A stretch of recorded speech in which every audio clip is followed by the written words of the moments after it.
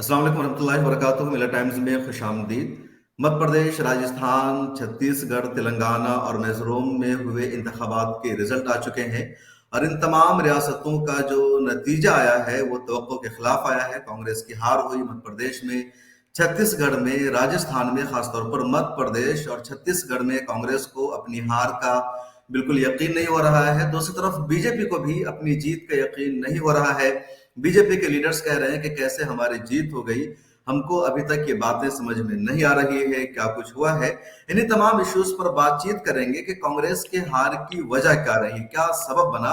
और आज हमारे साथ बातचीत करने के लिए दो नौजवान मौजूद हैं जो एक्टिविस्ट है, जर्नलिस्ट है, तमाम इश्यूज पर गहरी नजर रखते हैं और इन्होंने तज्जा क्या है। हमारे साथ अनस अली मौजूद है, भोपाल की सरजमीन से, भोपाल की सियासत पर नजर रखते हैं। पहले भी काफी कुछ इन्होंने तज्जिया किया है, तो वो हमारे साथ जुड़े हैं। इसके अलावा बरकतुल्लाह भोपाल यूथ फाउंडेशन के आप सदर भी हैं, फाउंडर हैं। इसके अलावा हमारे साथ मौजूद है जनाब अंसार इमरान साहब, आप भी जर्नलिस्ट हैं, लगातार लिखते हैं और मुसलमानों की नुमाइंदगी, उनकी रिप्रेजेंटेशन के हवाले से कहूँ क्या है, इस पर लगातार काम भी कर रहे हैं मुख्तलिफ लोकसभा और विधानसभा के हवाले से। तो इन दोनों से हम जानेंगे, समझने की कोशिश करेंगे कि मध्य प्रदेश में, छत्तीसगढ़ में और राजस्थान में हार की क्या वजह रही। ये भी जानेंगे कि तेलंगाना में जब सब लोग ये सोच रहे थे बीआरएस की वहां सरकार बनेगी, ठीक ठाक भी सूरत हाल थी, फिर अचानक कांग्रेस की जीत कैसे हो गई।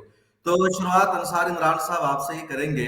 आपको क्या लगता है क्यों हार हुई इन तमाम खासतौर पर इन तीनों रियासतों में कांग्रेस की? देखिए, अगर राज्यों के हिसाब से मैं बात करूं तो दो राज्यों के इम्कान थोड़े बहुत लग रहे थे, क्योंकि जिस तरीके से वहां पर कांग्रेस चुनाव लड़ रही थी तो वो कहीं ना कहीं खदशा जाहिर कर रहे थे।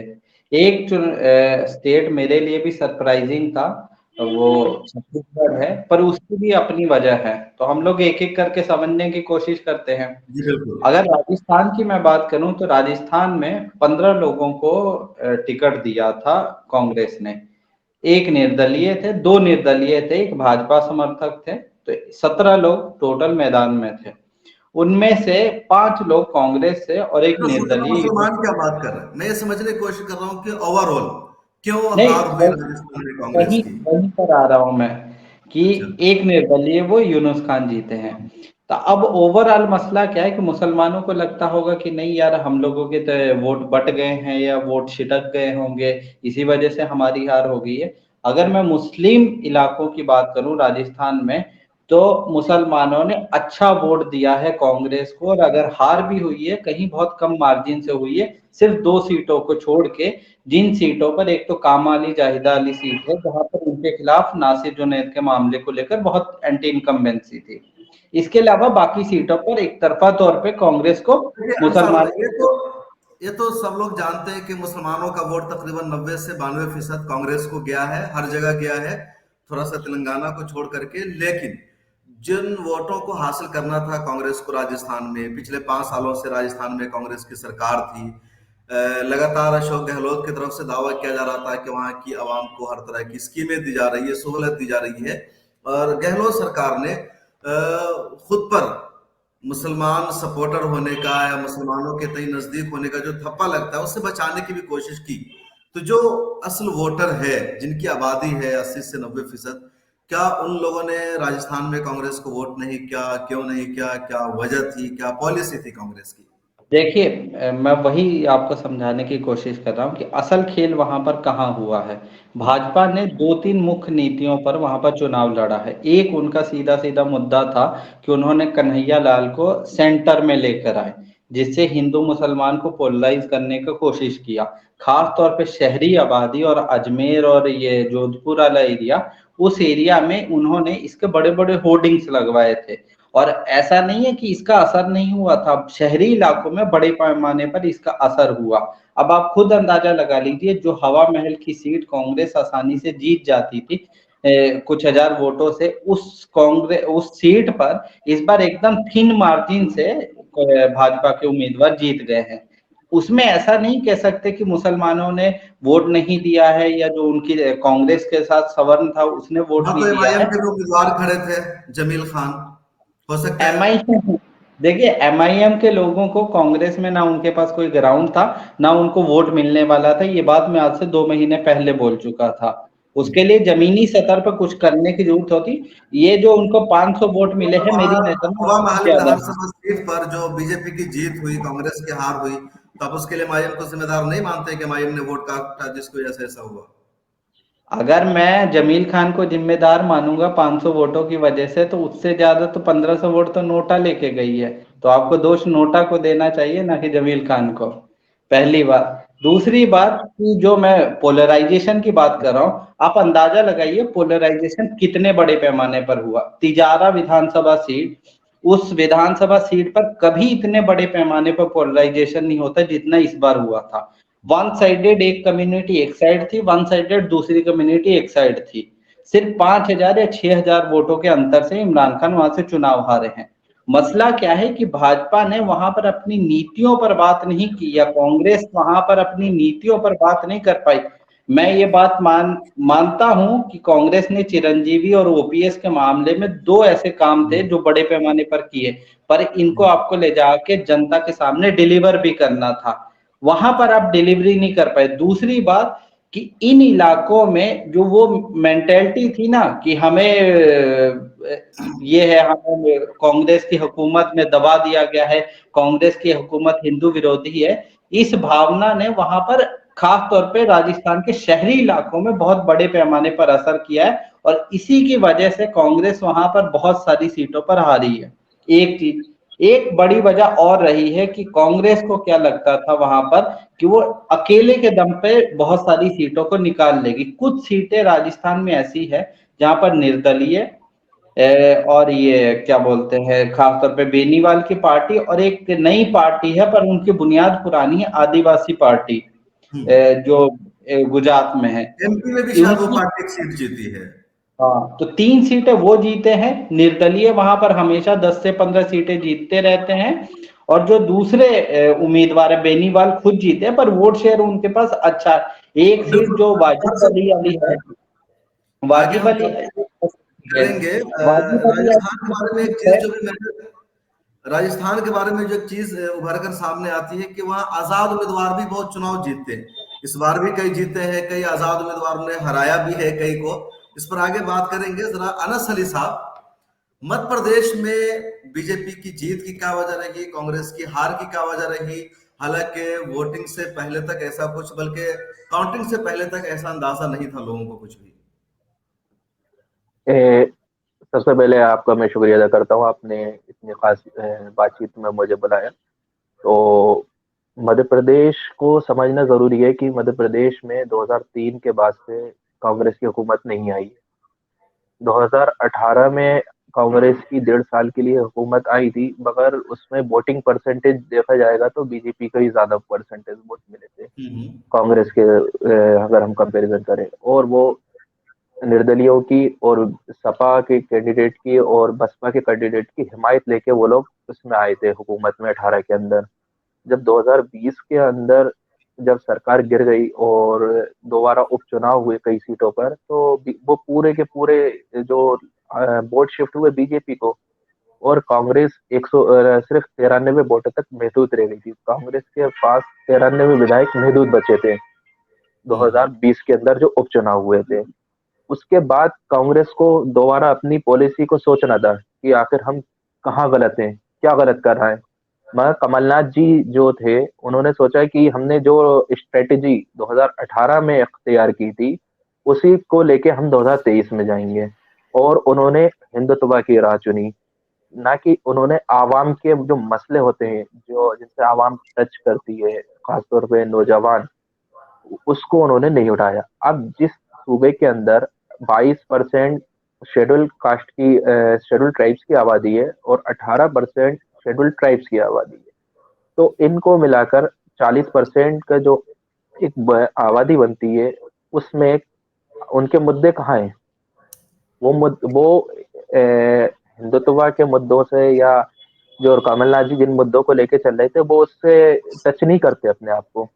तो आपके पास कौन आदिवासी बड़ा लीडर कौन था कांग्रेस के पास? जो 22% की आबादी, जो आदिवासी हमारे भाई हैं, उस 22% की आदिवासी आबादी में आपका बड़ा चेहरा कौन है? ना आप उन्हें नेता प्रतिपक्ष बनाते, ना आप उन्हें सीएम के तौर पर प्रोजेक्ट करते, ना आप उनको प्रदेश अध्यक्ष बनाते।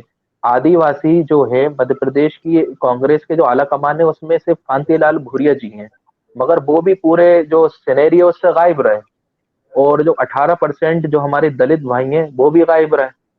अब 18% हमारे दलित भाई, 22% हमारे आदिवासी भाई और 7% 8% मुस्लिम, तो ऐसे 50% के करीब तो ये आबादी हो जाती है मध्य प्रदेश में। मगर आप देखिए आपने मुसलमानों के साथ क्या किया, कि आपने 2 टिकट दिए मुसलमानों को 230 में से। उसके बावजूद आपने ना तो उन्होंने जो मैनिफेस्टो होता है, आपने मैनिफेस्टो में भी आपने अकलियतों के लिए मुसलमानी के लिए कोई स्पेस नहीं रखा। तो इस तरीके से कमलनाथ जी ने अपनी ही एक पॉलिसी बनाई 2018 के हिसाब से, और अपनी ढपली अपने राग के साथ वो इलेक्शन में गए, जिसको जो एक होता है ना मीडिया होता है कि हाँ हाँ आप जीत रहे हैं, हाँ आपकी हवा है।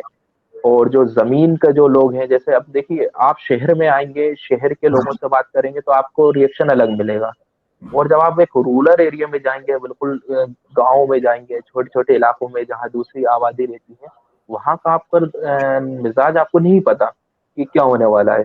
और दूसरी बात यह है कि एमपी में जैसे नौजवानों को जो मुतासर करने वाले नेता थे कांग्रेस में, वो है जीतू पटवारी। वो खुद के इलेक्शन खुद हार गए वो, जीतू पटवारी। और उनको इन लोगों ने एक साल से ज्यादा में जीतू पटवारी को पीछे करके रखा। तो इस तरीके से ओवरऑल जो नतीजा निकला, आज ये निकला कि कांग्रेस बहुत बुरी तरीके से एक लैंडस्लाइड विक्ट्री बीजेपी को हुई। लोग कह रहे हैं कि ये 2003 का रिजल्ट है, 2023 में रिपीट हो गया। लेकिन कांग्रेस को तो पूरा भरोसा था, जीत रहे, देहातों में काम कर रहे उनके लीडर से। फिर हम्म। अचानक क्या हो गया? कांग्रेस ने हिंदुत्व के रास्ते पर भी चलना शुरू किया था। वो धीरेन्द्र शास्त्री से कमलनाथ मिल रहे थे, लोग ये भी कह रहे थे कि आरएसएस का ही हाथ है इस बार कांग्रेस पर, लोग कह भी रहे थे। हम्म। नहीं, दरअसल क्या होता है कि बोलने में बात अलग होती है, और जो रियलिटी होती है वो रिजल्ट के तौर पर हमने आपने देख ली कि रिजल्ट क्या आया। कि बात यह है कि इंसान जनता के नफ्स पकड़ना बड़ी जरूरत होती है। आप ये समझ रहे हैं कि हिंदुत्व की पॉलिसी पर चल के आप पूरे जो आपका जो वोट है वो आप हासिल कर लेंगे, ऐसा नहीं होने वाला। आपको ये देखना पड़ेगा, मैं आपको समझा रहा हूँ कि मध्य प्रदेश में 40% आबादी आदिवासी प्लस एसटी की है। अच्छा, बीजेपी के खिलाफ तो आदिवासियों के खिलाफ मतलब बीजेपी के खिलाफ आदिवासियों में तो गुस्सा था, क्योंकि हाँ आदिवासियों हाँ। का लगातार वहां अपमान किया गया। वो पेशाब कांड वाला मामला सामने आया कि वो आदिवासी के मुंह में हम्म। पेशाब कर रहा है, और भी लगातार। तो क्या हम्म। आदिवासियों का जिस तरह अपमान हुआ, दलितों का अपमान हुआ, तो इन हम्म। चीजों का असर नहीं पड़ा वहां? या जनता में कोई नाराजगी नहीं थी इन सबको लेकर के? बिल्कुल थी, मगर क्या है कि क्योंकि उसको कांग्रेस ने वोट ने फायदा नहीं उठाया इसका। देखिए बात क्या होती है कि कमलनाथ जी की बात आदिवासी नहीं सुनेगा। अच्छा। उसके लिए आपको आदिवासी फेस चाहिए ना। कौन है आपके पास आदिवासी फेस? कमलनाथ जी और दिग्विजय सिंह तो सबके नेता नहीं हो सकते ना। हर कम्युनिटी के अपने नेता होते हैं, आप उन्हें आगे करिए, आप उन्हें आगे नहीं करते। आप सोचते हैं कि मैं ही सब कुछ हूँ, मेरे ही नाम पे इलेक्शन लड़ेंगे, मेरे ही नाम पे आप इलेक्शन जीत जाएंगे, तो ऐसा नहीं होने वाला ना। आप देखिए ना, हकीकत क्या है जो सामने आ चुकी है। जब अंसार भाई, एबीपी। आपको क्या लगता है, जैसे अली भाई कह रहे हैं, अनस अली साहब मध्य प्रदेश के बारे में, वो जो हाथ बता रहे हैं, आपको क्या लगता है यही सब वजह है, कुछ और भी है? देखिए, एक बुनियादी फर्क समझ लीजिए कि मध्य प्रदेश की जो कांग्रेस थी उसे आप या बाकी सब लोग सिरे से मतलब सीधे तौर पे कह रहे थे कि ये कांग्रेस नहीं है, ये कांग्रेस का सॉफ्ट हिंदुत्व का चेहरा है। जब आप भाजपा की ही पीठ पर जाके सॉफ्ट हिंदुत्व पर खेलने की कोशिश करोगे तो आपको ऐसी ही हार मिलेगी। उनको 160 165 मिलेंगी, आपको 60 सीटें मिलेंगी। कांग्रेस की पहचान क्या है? सेकुलर पार्टी की। कांग्रेस की पहचान क्या है? सबको साथ लेके चलने की। कांग्रेस को ये पहचान क्या है? दलित, आदिवासी, मुसलमानों को साथ लेके चलने की। पर आप अपनी पहचान से पलट के दूसरे साइड जाओगे, मैंने इस पर लिखा भी था कि भाई जब ओरिजिनल है तो आप फोटोकॉपी से काम नहीं चलेगा। एक बुनियादी फर्क ये है, ये बात वो समझ नहीं पा रहे थे। दूसरी बात कि जिस की बुनियाद पर कांग्रेस सोच रही थी कि हम लोग मध्य प्रदेश की सत्ता में वापस आएंगे, इस खेल को समझिए 2018 में जाके 2018 से पहले दिग्विजय सिंह ने नर्मदा यात्रा की थी, जिसकी बुनियाद पर ही बाद में भारत जोड़ो यात्रा हुई है। उसकी बुनियाद की वजह से लोगों को दोबारा से यकीन होना शुरू हुआ था कि कांग्रेस सॉफ्ट हिंदुत्व की पॉलिसी को छोड़ के फिर से वही अपना सेकुलर वाला तरीके से चलने की कोशिश करेगी। मगर कमलनाथ तो एकदम उसके उल्ट जाके काम कर रहे थे। एक बुनियादी चीज। दूसरी बात कि कमलनाथ सिंह अगर मैं सीधा कहूं तो वो अहंकार में डूब चुके थे। टिकट बंटवारे में जितना उन्होंने झोल किया है, वो एक बुनियादी वजह थी लोगों का कांग्रेस से हटने की, खासतौर पे मुसलमानों की। मैं कह रहा हूँ मुसलमानों ने बाकी जगह पर नहीं किया विद्रोह, पर बुरहानपुर में विद्रोह की मतलब वजह आप ये कह थी रहे हैं कि कि गलत आदमी को कांग्रेस की टिकट तरफ दिया। से पूरे मध्य प्रदेश में सिर्फ 2 मुसलमान को टिकट मिला, तो इसके लिए सिर्फ कमलनाथ कांग्रेस में जिम्मेदार है, कोई और जिम्मेदार नहीं है। टिकट बंटवारा उन्हीं के हाथ में था, पूरी तरीके से टिकट बंटवारा उन्होंने किया है। आपने आखिरी टाइम तक 7 जगह पर टिकट को चेंज किया है, कैंडिडेट को देने के बाद आखिरी टाइम तक 7 उम्मीदवारों का, जहां तक मैं जानता हूं, चेंज किया है। सही बोला, दूसरी सही बात बोला। करेक्ट कर दूं कि आदिवासियों के कुछ इलाकों में कांग्रेस को सीटें मिली हैं, खासतौर पे ये निमाड़ वाला इलाका और छिंदवाड़ा वाले इलाके में कुछ जगह पर मिला है। असली वोट कहां से कटा है? शहरी इलाकों में। आप मैप देखिए मध्य प्रदेश को उठा के, जितना सेंटर का है मध्य प्रदेश, जिसे शहरी मध्य प्रदेश कहा जाता है, जबलपुर जहां पर कांग्रेस अक्सर आधी सीटें ले जाती थी, सिर्फ एक मुस्लिम अक्सरियत वाली सीट लेकर गई है, वो भी आरक्षित है, जो जबलपुर पूर्व वाली। इसके अलावा कोई सीट नहीं लेकर गई है। तो मसला वही है कि आपकी जो बुनियाद है, आप उस बुनियाद को छोड़ के जब दूसरी बुनियाद पर जाओगे तो आपको हार मिलेगी। दूसरी बात कि ये लोग शहरी जो मतदाता है ना, जो अपने एक मध्य प्रदेश का कॉन्सेप्ट समझ लीजिए कि मध्य प्रदेश के साथ एक मसला ये है कि वहां के कुछ शहरों में पोलराइजेशन बहुत है, हिंदू मुसलमान वाली डिबेट बहुत है, खासतौर पे इंदौर, उज्जैन, ये वाले रीजन में। आप वहां पर जाके जब तक वहां की कम्युनिटी को अपनी तरफ इंगेज नहीं करेंगे, तब तक आपका मामला सॉल्व नहीं होगा। यही बुनियादी वजह थी ये लोग आ रहे थे। अच्छा, एक और बात, मध्य प्रदेश और राजस्थान, राजस्थान में मुसलमानों की आबादी 9% है।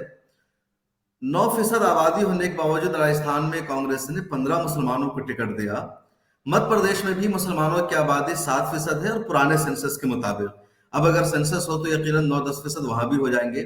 वहां सिर्फ 2 को टिकट दिया, इससे पहले भी 3 को या 5 को दिया। तो मध्य प्रदेश में मुसलमानों की नुमाइंदगी हमेशा बहुत कम रही, बिल्कुल जीरो के आसपास।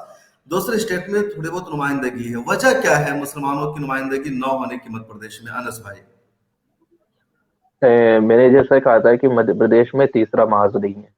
मध्य प्रदेश में कांग्रेस और बीजेपी की डायरेक्ट फाइट होती है। तो उसमें वजह ये है कि एमपी में सिर्फ 2 सीटें ऐसी हैं जहां पर मुसलमान आबादी 50% के ऊपर है। एक भोपाल नॉर्थ है, और भोपाल जो सेंट्रल है वो भी उसके नजदीक है। बाकी जो सीटें हैं वो 40, 45 और 30 के आसपास है। तो उसमें क्या है कि आपको एक बड़े बोर्ड शेयर की आपको जरूरत पड़ती है कि बोर्ड शिफ्ट आपका होना चाहिए दूसरे जो लड़ाई कम्युनिटी है डायरेक्ट हो हमारी जाती है। हम्म लड़ाई भी डायरेक्ट हो जाती है, बीजेपी वर्सेस डायरेक्ट हो जाती कांग्रेस। है। तो जैसा मैंने कल भी बोला था ये न्यूज रूम वालों से कि ये कांग्रेस अपना वोट जो अक्सरियत तबके का वोट शिफ्ट है ना, वो अपने कैंडिडेट जो मुस्लिम कैंडिडेट है उसकी तरफ नहीं करवा पाते हैं। इस वजह से वो कैंडिडेट हार जाता है, और कांग्रेस इस हकीकत को जानती है कि अगर हमने यहाँ से मुस्लिम कैंडिडेट को टिकट दिया तो हम 20-15% या 10% वोट भी हम शिफ्ट नहीं करा सकते, और हमें हार मिलेगी। इस वजह से वो खौफ से वो सोचते हैं कि अगर हम किसी जाति समीकरण को ध्यान में रख के अगर हम किसी अक्सरियत कम्युनिटी के कैंडिडेट को टिकट देंगे तो मुस्लिम वोट हमें मुफ्त में मिलेगा, और साथ में उसकी कास्ट का वोट मिल जाएगा। इस कॉम्बिनेशन के साथ हम जीत सकते हैं। और वो फार्मूला एमपी में फेल हुआ इस बार पूरी तरीके से। आप देखिए इंदौर 5 में आप देखिए कि वहां भी इस तरीके का फार्मूला काम नहीं हुआ। भोपाल की नरेला सीट है जहां पर मुस्लिमों ने, मैंने कल आपको बताया था, 70 से 80 हजार मुस्लिम वोट मिले कांग्रेस कैंडिडेट को, उसके बावजूद वो हार गए। बुरहानपुर का आपको हाल मालूम है, इंदौर के, आपने जैसे भाई ने जबलपुर का बताया, जबलपुर में पूरी सीटें हार रहे थे, सिर्फ एक इंदौर जबलपुर पूर्व, जबलपुर ईस्ट सीट है, वो जीत सके क्योंकि उधर उनको बैकअप के तौर पर मुस्लिम वोट मिल गए। मुस्लिम वोट मिला। अभी मैं देख रहा था न्यूज 24 का एक वो सर्वे आया है कि किस जाति और समाज के लोगों का कितना वोट किसको मिला। तो कांग्रेस को 92% मुसलमानों का वोट मिला और बीजेपी को सिर्फ 8% वोट मिला है। और बकिया का उसने भी दिखाया। अंसार भाई, आपको क्या लगता है क्यों फर्क है राजस्थान और मध्य प्रदेश में इतना मुसलमानों को लेकर के? देखिए, एक बुनियादी फर्क समझ लीजिए कि राजस्थान की राजनीति चलती है बिरादरी और जाति के नाम पर। मतलब वहां पर जातियां हैं, राजपूत भी मुसलमान है, राजपूत हिंदू भी है। वो अपनी बिरादरी को अपने ध्यान में रखते हैं, उनको डजंट मैटर कि वो मुसलमान है या हिंदू है। मध्य प्रदेश में एकदम आइडेंटिटी चेंज है, वहां पर एक हिंदू है, एक मुसलमान है, ये वाली आइडेंटिटी के साथ पॉलिटिक्स होती है। जैसे मैं एक एग्जांपल दे रहा हूँ, सवाई माधोपुर से अगर दानिश अबरार जीता है तो कैसे जीत सकता है जबकि वहां पर 10% मुसलमान है। वजह यह है कि उनको उनकी बिरादरी के वोट मिलते हैं जो दूसरी पिछली बार कम्युनिटी। जीते थे सवाई माधोपुर से दानिश अबरार, है ना, 2018 में। हाँ, इस ऐसे बार ही जाहिदा की बात करते हैं कामाली सीट की, तो कामाली सीट पे ऐसा तो है नहीं कि 50% मुसलमान है, वही 20-22% मुसलमान है। बाकी वोट कहाँ से आता है? बाकी वोट उनका आता है। ऐसे ही जयपुर की जो 3 सीटें हैं, जिनमें से 2 सीटों पर मुसलमानों को लड़वाया जाता है, एक सीट पे किसी अपर कास्ट को लड़वाया जाता है। तो 2 सीटों पे जो अपर कास्ट वोट है वो मुसलमान को जाता है और एक सीट पर मुसलमान अपना वोट उनको देते हैं। बुनियादी फर्क क्या है कि जातिगत राजनीति राजस्थान में होती है, इसलिए वो मजबूत हैं। और यहाँ पर धार्मिक लड़ाई है तो धार्मिक लड़ाई में हमेशा मुसलमान, अगर अक्सरियत में नहीं मतलब बिल्कुल कम है, मार्जिन में बिल्कुल कम है, तो वो ऐसे ही मार खाएगा। दूसरा, मुझे लगता है इसमें मुसलमानों की भी गलती है। आपने धीरे धीरे सरेंडर करना शुरू कर दिया। सरेंडर कैसे किया कि आपको पहले आपके 7 विधायक थे पूरे मध्य प्रदेश में, आपने धीरे नहीं नहीं हम तो सेकुलरिज्म को बचाने के लिए थोड़ा सा कॉम्प्रोमाइज कर लेंगे। आपके उस कॉम्प्रोमाइज की वजह से बुरहानपुर जैसी मुस्लिम बहुल सीट पर आपको हटा दिया गया। 2003 के बाद आपको पता नहीं चला, सतना की सीट से हटा दिया गया, आपको पता नहीं चला, जबलपुर की सीटों से हटा दिया, आपको पता नहीं चला, इंदौर की सीटों से हटा दिया, आपको नहीं पता चला, ग्वालियर की कुछ सीटों पर भी मुसलमान है, वहां से हटा दिया, आपको पता नहीं चला, खंडवा और ये निमाड़ वाले रीजन में जो महाराष्ट्र से लगा हुआ है उसमें भी मुस्लिम आबादी है, वहां से भी हटा दिया गया। मसला क्या है कि मुसलमानों ने जो सरेंडर करने की पॉलिसी इख्तियार कर ली है ना, कि हम खाली एक पार्टी को हराने के नाम पर वोट करते रहेंगे, तो उस पॉलिसी ने भी कहीं ना कहीं आपका नुकसान किया है। अगर आपके वोट करने से भाजपा हार जाती तो अब पिछले 20 साल से पहले ही सत्ता में थी, 5 साल और जोड़ लीजिए, 25 साल से सत्ता में। तो ये बुनियादी फर्क कहाँ है? दूसरा एक चीज और जान लीजिए, मध्य प्रदेश में मुसलमान खाली तौर पे कांग्रेस को वोट नहीं देता है, इसमें भाजपा को भी कुछ जगह पर वोट मिलता है। जैसे मैं आपको नरेला वाली सीट की बात करता हूँ, नरेला में विश्वास सारण को मुसलमान वोट देते हैं। ऐसे ही एक सीट और है, वहां पर भी मुसलमानों का यही है। राजस्थान में तो ऐसा मामला है कि राजस्थान की बहुत सारी सीटों पर मुसलमान भाजपा उम्मीदवारों को भी जितवाता है। तो ये बुनियादी फर्क है, शायद इसी की वजह से ये सारा मामला होता है।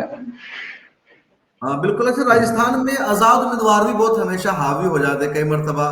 अभी जैसे यूनुस खान आजाद उम्मीदवार के तौर पर राजस्थान में जीते, या अभी क्या बोलते हैं कि जाहिदा खान को एक आजाद उम्मीदवार ने इलेक्शन में हरा दिया।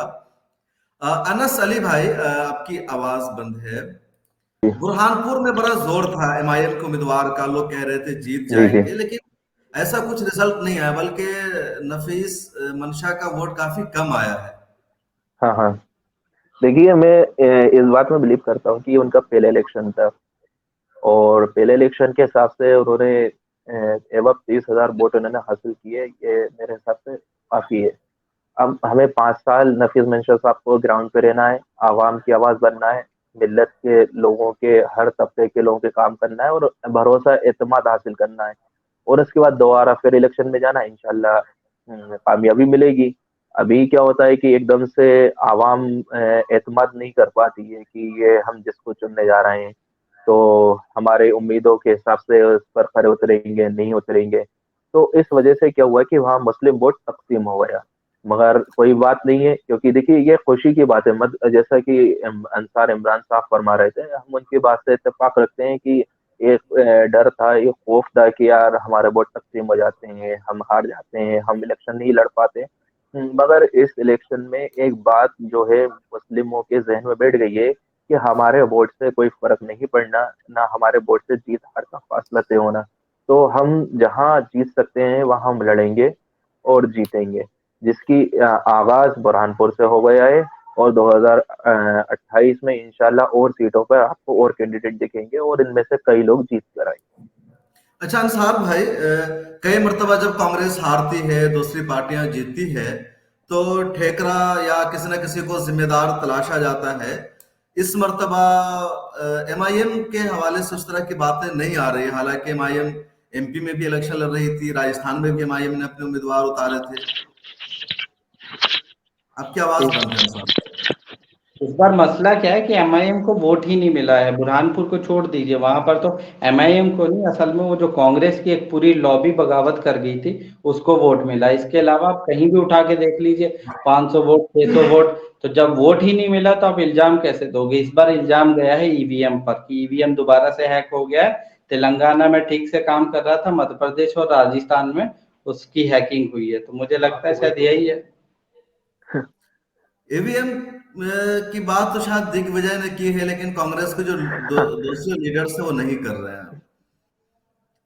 अब ये तो, या तो ईवीएम आप सीधा सीधा बोलिए कि हाँ सच में हैक होता है, हम चुनाव नहीं लड़ेंगे, पहले ईवीएम को तब्दील करो। आप जहां चुनाव जीत जाते हो वहां पर ईवीएम ठीक रहता है, जहां हार जाते हो आप फिर कभी संजय निरुपम बोलने लगता है, कभी सुप्रिया सिटनेत बोलने लगती है। तो ये फिर फैब्रिकेटेड लगता है, लोगों को भी समझ में आता है कि ये बातें आधी अधूरी हैं। या तो दूसरी एक और बात, एक चीज और बता, मध्य प्रदेश में इलेक्शन, ये जो काउंटिंग से 2 दिन पहले एक वीडियो आई थी कहीं की, जहां पर इन्होंने वो बैलेट बॉक्स खुले हुए मिले थे। आप बता दीजिए स्टेट बॉडी की या नेशनल बॉडी की किस आदमी ने उस पर प्रेस कॉन्फ्रेंस करी हो या इलेक्शन कमीशन का जाके दफ्तर घेरा हो?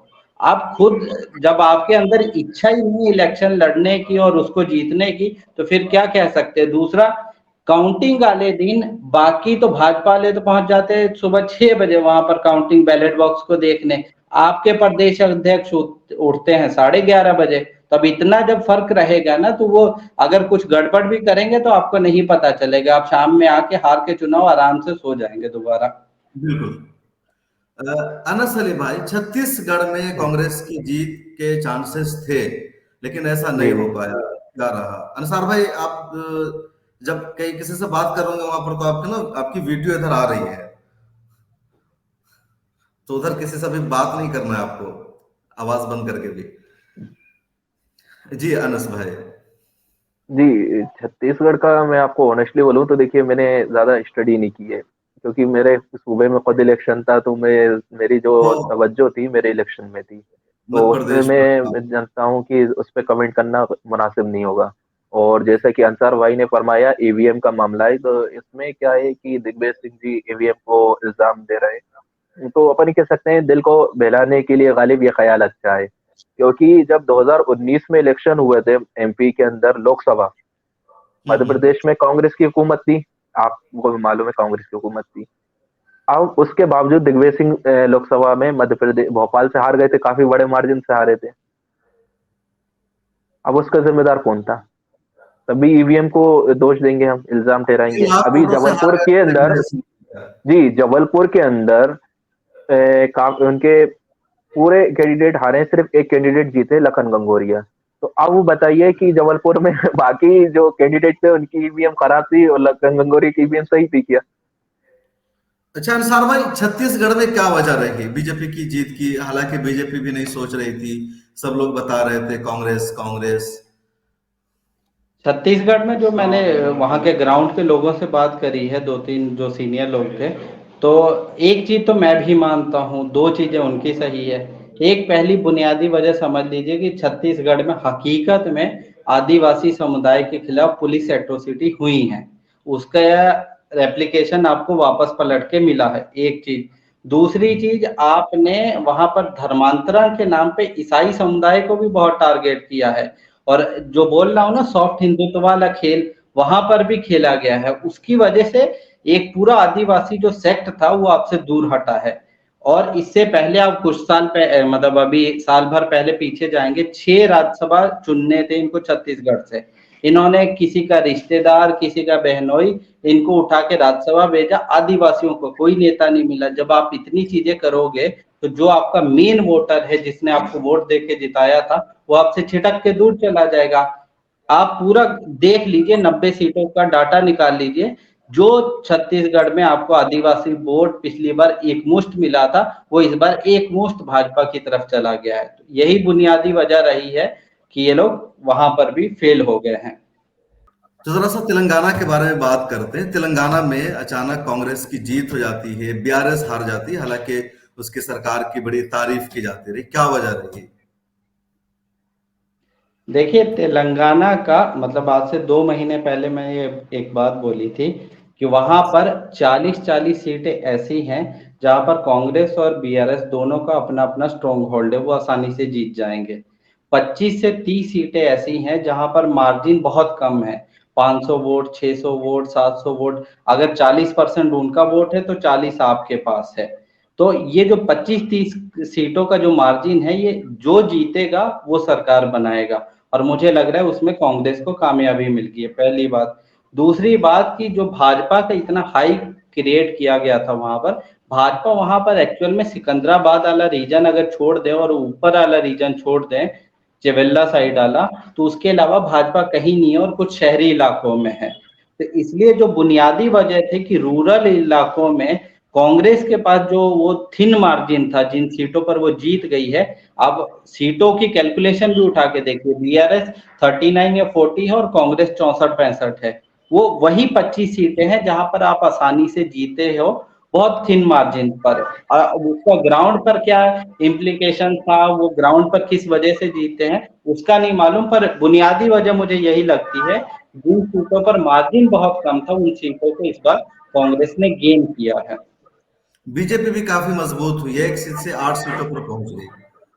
कई जगह बीजेपी ग्रेटर हैदराबाद में, पुराने हैदराबाद में दूसरे नंबर पर है बीजेपी। अगर आप 2019 का इलेक्शन उठा के देखोगे तो बीजेपी की बुनियाद 2018-19 के बाद से वहां पर मजबूत होना शुरू हो गई थी, जब उनके 4 सांसद वहां से जीत कर आए थे। तो ये जो बुनियादें, असल में वोट शेयर का खेल था। वोट शेयर बीजेपी को वहां पर 10%, 12%, 13% मिलने लगा था, और उस 12-13% का रिजल्ट भी आपको मिलना था ना, चाहे वो 5 सीटों में आता, 7 सीटों में आता।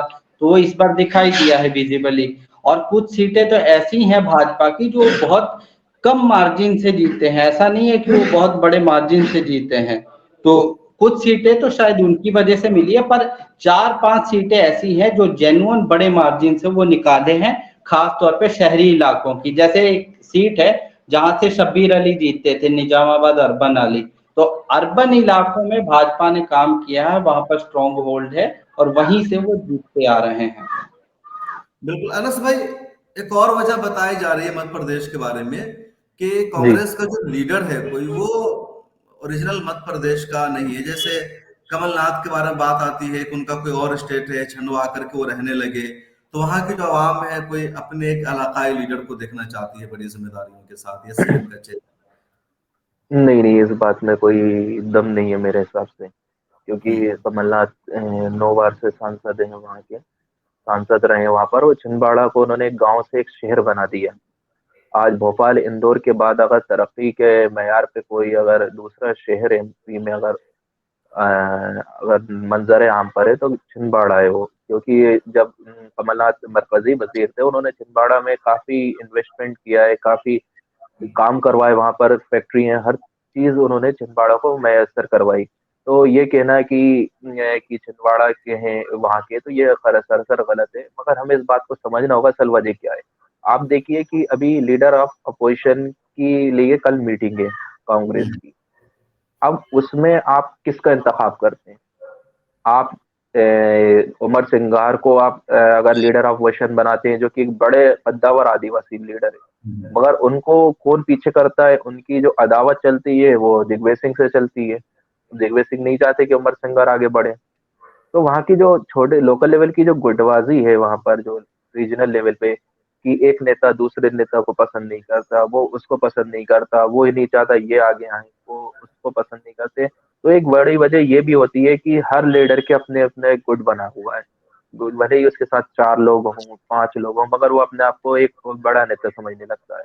उसी तरीके से आप देखिए कि मध्य प्रदेश में बड़े वक्त से कोई आदिवासी लीडर नहीं हुआ, मतलब मुख्यमंत्री नहीं है। एक बार राजा नरेश सिंह थे जो 1967 के अंदर पहली बार आदिवासी मुख्यमंत्री बने थे, वो भी बहुत कम वक्त के लिए। कांग्रेस चाहे तो सामाजिक न्याय करना है तो आप उन्हें ही आप प्रमोट करें, आर्य मसूद साहब को बना दें आप नेता प्रतिपक्ष। अपनी गलती को अगर कबूल करते हुए कि हाँ हमसे गलती हो गई, हमें अब फिर सामाजिक न्याय जो हमारी पार्टी की जड़ है, सेक्युलरिज्म, उसकी तरफ आना है, तो आर्य मसूद साहब को आप नेता प्रतिपक्ष बना दें। वही भोपाल है, भोपाल के अंदर आपको लोकल लेवल पे जो केडर, जो कांग्रेस पार्टी के जो प्रोटेस्ट होते हैं, एहतजाज होते हैं, उसमें केडर तो भोपाल की आवाम होती है ना साथ में। और 2 बार के विधायक हैं, अच्छे स्पीकर हैं, लोग उन्हें पसंद करते हैं, नौजवानों में पसंद करता है, तो क्या हर्ज है। बिल्कुल। तो बहुत शुक्रिया आप दोनों का। नाज़रीन, हम बातचीत कर रहे थे कि भोपाल, मध्य प्रदेश, छत्तीसगढ़ और तेलंगाना में किन मुद्दों पर वोटिंग एक होने का। एक चीज तो जी। मिसिंग रह गई है कि मध्य प्रदेश के इलेक्शन को अगर आप थोड़ा और डीपली देखेंगे तो मध्य प्रदेश इलेक्शन में कमलनाथ ने जो नेशनल बॉडी है कांग्रेस की उसको एंट्री नहीं दी है, बहुत स्मूथ एंट्री नहीं दी है। अगर कोई नेता, आपका स्टेट का नेता राहुल गांधी को अपने स्टेट में आने से रोक रहा हो तो समझ लीजिए कि उसका नतीजा कहीं ना कहीं निकल के आता है। ये वो भी तो तो रही है ना, गनीमत है कि राहुल गांधी ने रोड शो किया है, रैलियां की हैं, दूसरे लीडर्स भी गए भोपाल हैं में कांग्रेस। भोपाल मतलब भोपाल वो के भी अलावा कहीं आपको, राहुल गांधी ने कोई रोड शो नहीं किया, कोई रैली नहीं किएगा। वही कह रहा हूँ कि आप जब उसकी बुनियाद बना देंगे ना, आपके पास सबसे बड़ा अचीवमेंट क्या है? राहुल गांधी की भारत जोड़ो यात्रा, आपका ओबीसी वाला फैक्टर, आप जातिगत जनगणना। आप असल में इन बुनियादों को, जिन बुनियादों पर आप दूसरे स्टेट में इलेक्शन जीते हो, उनको छोड़ के कमलनाथ की बुनियादों पर जा रहे हैं तो आप चुनाव हारोगे। ये एक बुनियादी फर्क था। तो मतलब आप कह रहे हैं कि इस हार के लिए जिम्मेदार सिर्फ कमलनाथ है, राहुल गांधी नहीं ये है, सब कह रहे हैं, ये कांग्रेस तो बात पार्टी सब कह नहीं रहे हैं, ये बात तो सब मान रहा है इस राहुल बात को गांधी कि को हार के तो जिम्मेदार नहीं कमलनाथ दूसरे है। स्टेट में, राहुल गांधी जब गए नहीं कैंपेन करने के लिए तो अब राहुल गांधी को कैसे दोषी ठहरा दोगे? आप वहां पर राहुल गांधी की रैली नहीं होने दे रहे हो, आप इंडिया गठबंधन की रैली को साफ साफ मना कर रहे हो कि आप यहाँ पर नहीं करेंगे। तो ये जो चीज है, और उसके बाद ये अखिलेश को बोलना, अखिलेश, मायावती एसपी, को इन बोलना। सब का भी कुछ रोल है का? कुछ लोग कह रहे हैं कि भाई अखिलेश यादव ने 50-60 सीटों पर उम्मीदवार उतारे, उनको 2 सीट अगर दे दिया जाता कांग्रेस की तरफ से तो वोट तकसीम नहीं होता, एक और ताकत मिलती। आम आदमी पार्टी के कुछ उम्मीदवार थे। मैं 2 सीटें आपको ऐसी गिनवा सकता हूं जहां पर सिर्फ सपा की वजह से कांग्रेस हार गई है। 3 सीटें ऐसी गिनवा सकता हूं जहां पर बसपा की वजह से हार गई। ये सीटें और भी होंगी पर जो मुझे मालूम है उनमें 5 सीटें तो क्लियर है जहां पर इन दोनों पार्टियों की वजह से ये हारे हैं। तो आप बताइए, इन दोनों पार्टियों से लड़ाई झगड़ा करने वाले कौन थे? कौन बोलने वाला था कि अखिलेश वखिलेश कौन है मैं नहीं जानता? जी अनस भाई, कुछ कह रहे हैं आप? हाँ, वो दरअसल क्या था कि एक माइंडसेट था कमलनाथ का, कि दूध का जला छाछ भी फूक फूक कर पीता है। कि 18 में उनकी सरकार गिर गई थी, तो वो चाह रहे थे कि पूरी होल्ड वो अपने इख्तियार में रखना चाह रहे थे। और वो नहीं चाहते थे कि हम गठबंधन में भी, अगर हम किसी से गठबंधन में हम किसी से करते हैं और आखिरी में उनकी मदद लेना पड़ती है हमें, तो वो फिर वो ब्लैकमेलिंग हो जाती है। जिस तरीके से 2018 में बसपा की एक कैंडिडेट थी रमाबाई हैं, तो फिर बाद में वो उधर चली जाती थी, कभी बीजेपी में, कभी कांग्रेस से बात चल रही है, कभी बीजेपी से बात चल रही है। तो उसमें क्या होता है, एक ब्लैकमेलिंग टाइप की होती है कि हम इनको हिमायत कर देंगे, अब इनकी हिमायत कर देंगे। और मायावती तो वैसे ही एंटी चल सरकार रही भी थी, दबाव में तो रहती इसलिए है, बहुत कमजोर पड़ दबाव जाती में है। रहती सरकार। इसलिए कमलनाथ जी चाह रहे थे कि हम खुद के ही उस पर हुकूमत में आए और अपने ही बल पर हुकूमत बनाए। इसलिए उन्हें कैंडिडेट में भी ज्यादा किसी का इंटरप्ट उन्होंने पसंद नहीं किया। उन्होंने ही खुद के अपने हिसाब से टिकट बांटे। इस वजह से उनकी और कमल दिग्विजय सिंह जी की काफी वो भी हुई। और वो एक बयान भी आया कि भाई कपड़े फाड़ने वाला, देखा होगा आपने, सुना होगा। हम्म, जी।